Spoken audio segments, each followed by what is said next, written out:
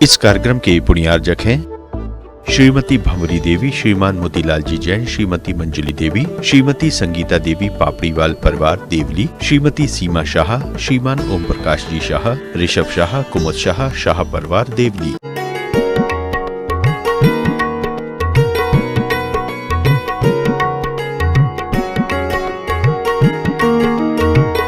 और कभी खुला सिर तो रह ही नहीं सकता था, सिर हमेशा ढका रहता था। 2 उंगली से ऐसे पकड़ करके तिरछे मुंह होकर के बात करती थी। मगर आज तुम्हारी बुलंदी तो देखो, बुलंदी तो देखो, तो मुंह लग करके बात करती हो, मुंह लग करके। और अब तो क्या सीधा नाम लेकर के बात करते हैं। पहले के लोग तो अरे अरे सुनो ना, मगर आज तो बिल्कुल, हाँ ये जरूर कहते हैं कि हम शेर हैं महाराज। मैं कहता हूं ठीक है, घर के बाहर तो तुम शेर हो, मगर जब घर जाते हो तो दुर्गा जी सवार हो जाती है। घर में जाकर के दुर्गा जी सवार हो जाती हैं, फिर तो जो वो कहती है हाँ ठीक है। खैर, और वह सिंहराज दहाड़ा, अमरचंद दीवान कहते हैं दहाड़ो मत, मुझे मालूम है आप सिंहराज हैं, मगर मेरा कहना थोड़ा सा मान लो। जब भूख ही मिटाना है तो दूध जलेबी खाओ। 8 पैवा घी की जलेबी है, देखो कितनी अच्छी खुशबू आ रही है, बहुत अच्छी खुशबू आ रही है। सिंह भी देखता है जलेबी के थाल के तरफ, और पंच परमेष्टि का नमोकार मंत्र पढ़ते हुए अमरचंद दीवान पिंजड़े का गेट खोलते हैं। सिंह दहाड़ता हुआ उस बैरिकेडिंग के अंदर एक चक्कर लगाता है। लोग भयभीत हो जाते हैं कि कहीं छलांग ना मार दे। भूखा क्या नहीं करता, भूखा क्या नहीं करता। मगर एक नीति और है, नींद न देखे टूटी खाट और भूख न देखे झूठा भात। जब भूख लगती है तो कुछ भी खाने को तैयार हो जाते हैं। ऐसा ही वह सिंह राउंड मार करके जाता है और सीधा जलेबी के ऊपर टूट पड़ता है, और जलेबियां खा करके दूध पी लेता है और पुनः पिंजड़े में चला जाता है। जब हमारे अंदर एक अहिंसा का परिणाम अंदर आ जाता है, जब एक प्राणी मात्र के प्रति प्रेम और वात्सल्य और करुणा जागृत हो जाती है, तब एक अपनत्व जब जाग जाता है और अपने जैसे दूसरे को समझने का ज्ञान जब आ जाता है कि हम जिसे बना नहीं सकते उसे मिटाने का अधिकार भी मुझे कैसे है। ये ज्ञान जिस व्यक्ति की अंतरात्मा में जागृत हो जाता है, वो जीवन में कभी मांसाहारी नहीं हो सकता, वो कभी अभक्ष का सेवन करने वाला नहीं हो सकता, क्योंकि वो जानता है कि इस प्राणी के अंदर जो जान है, जो आत्मा है, क्या मैं किसी को बना सकता हूं? क्या किसी जीव को मैं बना सकता हूं? और जब बना ही नहीं सकता तो उसे मिटाने का अधिकार भी मुझे क्या है। विशाल क्षिप्रा नदी के तट के नीचे उतरता है और अपना जाल उस नदी में फैला देता है। कुछ ही समय पर एक बहुत विशाल मछली उसके जाल में फंस जाती है। उसे एहसास होता है जाल खींचा, गद्दा होता था, उस पर व्हाइट चादर होती थी, अब उस पर हमारे सेठ जी बैठा करते थे। तो सेठ जी के घुटनों में भी कभी दर्द नहीं होता था, और जितना हम कुर्सी पे बैठेंगे, पैर लटका करके बैठेंगे, उतना दर्द बढ़ेगा, क्योंकि वो खिंचेंगी नसें, और जब वो खिंच चुकी होंगी नस, जब हम कोशिश करेंगे बैठने का, जब हम बैठने की कोशिश करेंगे तो उसमें दर्द होगा, तो हम कुर्सी खोजेंगे, और कुर्सी पे बैठना शोभनीय नहीं होता, शोभनीय नहीं होता। इसलिए ये दर्द बढ़ रहा। दूसरा कारण, महिलाओं के घुटनों के दर्द का कारण स्टैंडिंग किचन, ये खड़े होकर के जो भोजन बनाने की प्रक्रिया चली है, क्योंकि सारा वजन बॉडी का घुटनों पर आता है। और पहले माताएं जो बैठकर के भोजन बनाती थी, तो भोजन बनाने के समय पर वो कम से कम 20-25 बार उठक बैठक करती थी। कभी नमक का डब्बा लेकर के आना, तो कभी हल्दी का लाना, तो कभी मिर्ची का लाना, तो कभी धनिया का लाना, कभी XYZ, कभी दाल निकालने जाना, कभी चावल निकालने जाना। और वो बैठ कर के जो करती थी, वो भोजन बनाने की प्रक्रिया थी। ये पाश्चात्य संस्कृति की प्रक्रिया है, खड़े होकर के भोजन बनाना, खड़े होकर के पानी पीना। जब हम खड़े होकर के पानी पीते हैं तो हमारे घुटने का फ्लोराइड कम होता चला जाता है, और बैठ कर के जब हम पानी पीते हैं तो हमारा फ्लोराइड बढ़ता है। तो ये बहुत सारे कारण हैं घुटनों के दर्द के। और आप लाख कोशिश करें कि हम कुर्सियों पर बैठ कर के अपने घुटनों को हम ठीक कर लेंगे, असंभव असंभव असंभव। पराधीन जिंदगी हो जाती है अगर काश कुर्सी ना मिले। अच्छा, कई लोग तो मजाक भी करते हैं कुर्सी में बैठने का। हमारे मनोज भाई जब एक राउंड मारते हैं प्रातःकाल, तो बहुत सारी माताएं कुर्सी पे बैठी रहती हैं, और मनोज जी तो वैसे विनयशील हैं, बहुत हाथ जोड़ करके जो हम उनका एक्शन देखते हैं, तो वो रिएक्शन उनके अंदर होता है, और मनोज जी टेंशन लेकर के आ जाते हैं, और वो माताएं कुर्सी पर से उतरकर वहीं बैठ जाती हैं। तो मैं समझ जाता हूं कि इनको जरूरत नहीं है, मगर मिल गई है तो अब मिल गई है तो कौन छोड़े। राम राम जपना पराया माल अपना, तो ये हो जाता है। और अगर वाकई में कुर्सी न दी जाए तो सब जमीन में बैठ सकते हैं। पूज्य आचार्य महाराज के प्रवचन में एक भी कुर्सी नहीं होती है, मगर कितने लोग कुर्सी पर बैठते हैं, एक भी नहीं, और सब जमीन पर बैठते हैं। तो ये अगर हम अपने घुटने सुधारना चाहते हैं तो मेरा दावा है, अगर प्रतिदिन आप जमीन में बैठकर के प्रवचन सुनते हैं तो दीपावली तक 50% एक एक व्यक्ति के घुटने का दर्द खत्म हो जाएगा। मैं चैलेंज करता हूं, हर चतुर्मास में मैं 200-400 लोगों के घुटने के दर्द खत्म करता हूं। मैं एक प्रतियोगिता कराता हूं, तत्वार सूत्र लेखन प्रतियोगिता, बहुत जबरदस्त, सारे भारत में उसका क्रेज रहता है। और जब उस प्रतियोगिता को कराता हूं तो उसमें नियम होता है कि नीचे बैठ करके ही लिखना होगा, और जब वो अपना रजिस्टर जमा करने आते हैं तो अपने विचार लिखते हैं कि महाराज जी मुझे ये फायदा हुआ, मुझे ये फायदा हुआ, अभी समय आएगा जब अपन कराएंगे। बहुत जबरदस्त प्रतियोगिता होती है। घर में ऐसी शांतियां हो जाती हैं लोगों के। कई लोगों के चश्मे उतर गए तत्वासूत्र लिखने से, किसी के घुटने के दर्द खत्म हो गए, किसी के कमर के दर्द खत्म हो गए। वो कॉपी में दिखाऊंगा जो लोगों ने अपने विचार लिखे। तो धर्म की ऐसी पावर, एक ऐसी शक्ति है। और अब देखें, अब घरों में अपन सोफा सेट पर बैठते हैं, कुर्सियों पर बैठते हैं, तो कैसे बैठते हैं? यहाँ भी कुर्सियाँ लगी हैं, यहाँ भी लगी हैं, सामने भी लगी हैं, और जो घर का प्रवेश द्वार होता है वो छोड़ करके पूरे में कुर्सी होती है। और जब सामने वाला बैठता है तो एक टांग के ऊपर टांग रख करके बैठता है, तो उसके जूते जब हिलते हैं तो वो आपको क्या दिखा रहा है? क्या दिखा रहा है? जूते दिखा रहा है। इतने गिर गए हम, इतना पतन हो गया हमारा कि सामने वाला हमें जूता दिखा रहा है। और अगर हम आसन लगा करके इस पे बैठेंगे तो ना हमें कोई जूता दिखाएगा, ना हम उसे जूता दिखाएंगे, और ना उसके प्रति हमारा बुरा भाव होगा, ना हमारा होगा ना उसका होगा, और आपसी में प्रेम और वात्सल्य बढ़ेगा।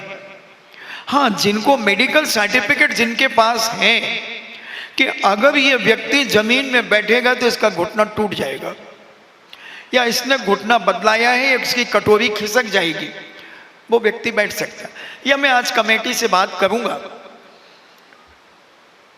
कि अगर 21 रुपए आपको दिए जाएं तो क्या आप 1 घंटे जमीन में बैठ जाएंगे?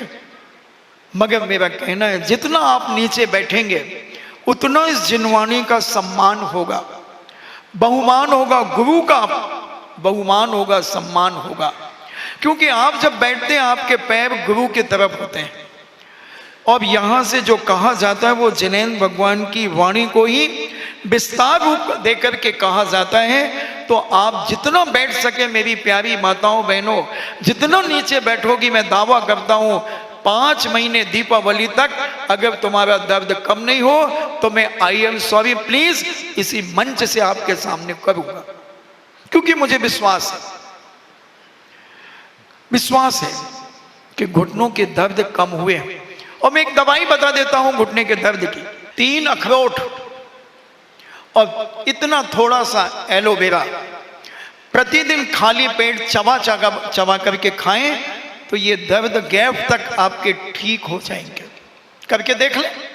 हाँ, कंगन को आरसी का, पढ़े लिखे को फारसी क्या, करें और प्रैक्टिकल करें। और वह मृगसेन धीवर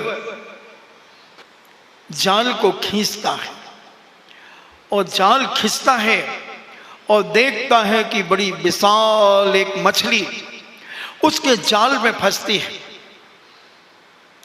उसके मस्तिष्क में विचार आता है कि मैंने गुरु महाराज से नियम लिया था कि जो मछली पहली मेरे जाल में फंसेगी उसे मैं छोड़ दूंगा। उसने अपने कपड़े से एक चिंदी फाड़ी और उस मछली में बांध दी और उस मछली को छोड़ दिया और अपना जाल समेट करके दूसरे घाट की ओर चला गया। दूसरे घाट पर जाता है, जाल फैलाता है और कुछ देर इंतजार करता है कि पुनः एक मछली उसके जाल में फंस जाती है। जाल को खींचता है तो देखता है कि वही मछली है जिसमें मैंने चिंदी बांधी थी। कहता है गुरु महाराज ने कहा था पहली मछली तो मैंने तो छोड़ दी, अब वो मछली अगर मैं ग्रहण करता हूं तो मुझे दोष लगेगा। अपन धार्मिक भाषा में समझे निर्माल का दोष लगेगा, क्योंकि मैंने दान बोल दिया और दिया नहीं। दिल्ली से बहुत सारे लोग आचार्य श्री के पास जब आते थे मेरी दीक्षा के पहले, तो वो परिचित हो जाते हैं। बोले भैया आज तो मैं 5 लाख रुपए दान करने का घर से सोच के आया हूं। मैंने कहा अच्छा ठीक है। किसी की बोली लगती थी वो 5 लाख रुपए तक लगाते और वो 551 की चली जाती तो वो हाथ जोड़ लेते और जब जाने लगते तो वो 5 लाख रुपए कमेटी को दे जाते। मैंने उनसे पूछा कि आपने क्यों दिया? बोले भैया हम घर से सोच के आए थे कि 5 लाख रुपए मुझे दान करना है। अगर मुझे वो बोली मिल जाती तो क्या करती कमेटी? मुझे एक माला पहना देती, एक शाल उड़ा देती और एक मेरा फोटो खिंचवा देती। इससे ज्यादा क्या करती बताइए? और अगर मैं ये 5 लाख वापस ले जाऊं तो मैं तो दान के हिसाब से ही लाया था, बोल करके ही आया था। तो ये निर्माल मुझे लगेगी। मैंने 84-85 में जब ये लोगों को देखा तो मैंने कितने महान लोग हैं आज भी भारत में जैन समाज के अंदर, इतनी सूक्ष्म उनके पास ज्ञान है कि ये निर्माल का दोष लगेगा। अगर काश उस परंपरा को हम भी अपने जीवन में जीवित कर ले बंधुओं, तो हमारा इतना साथी से पुण्य बंधेगा कि उस पुण्य को हम खा नहीं पाएंगे और ये पीढ़ी दर पीढ़ी पुण्य हमारे साथ चलेगा। क्या फर्क पड़ रहा है? एक माला और शॉल के अलावा क्या मिलता है सम्मान में, मुझे बता दो। और बहुत सारे लोग तो वो साल या दुपट्टा वहीं छोड़ जाते हैं, माला भी उतार के चले जाते हैं।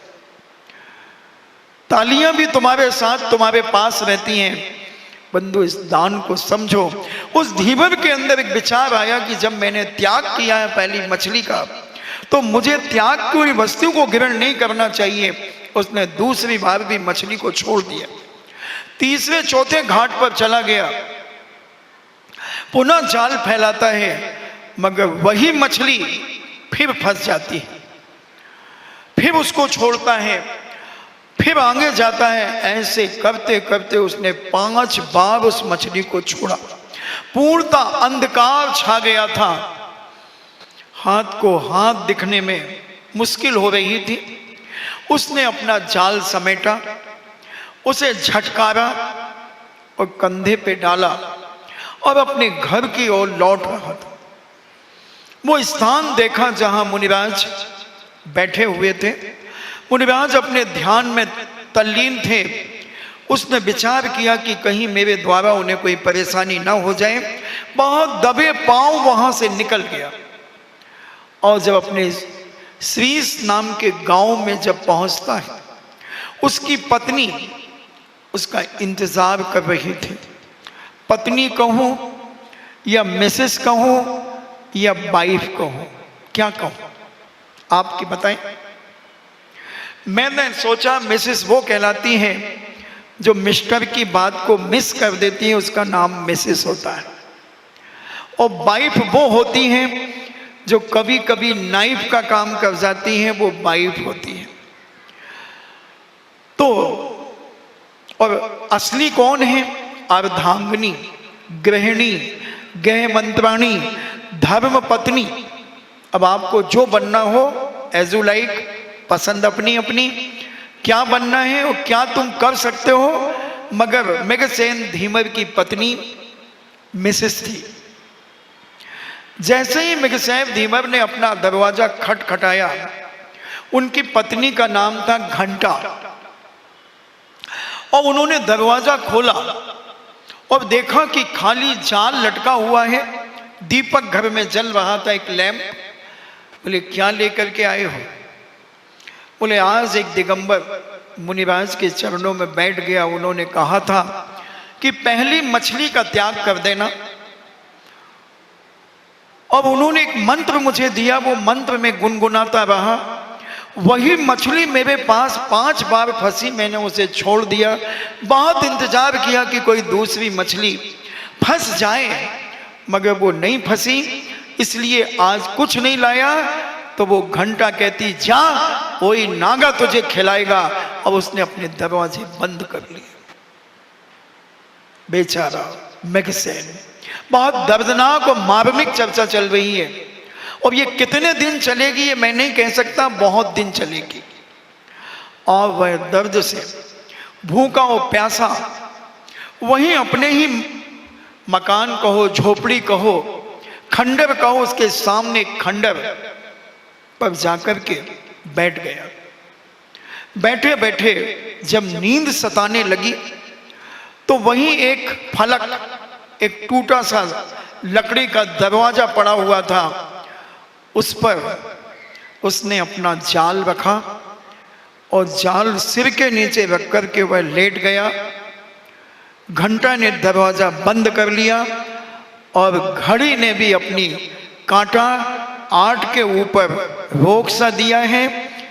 इन्हीं मंगल भावना के साथ परम पूजनी द्वादशांग जिनवाणी माता की।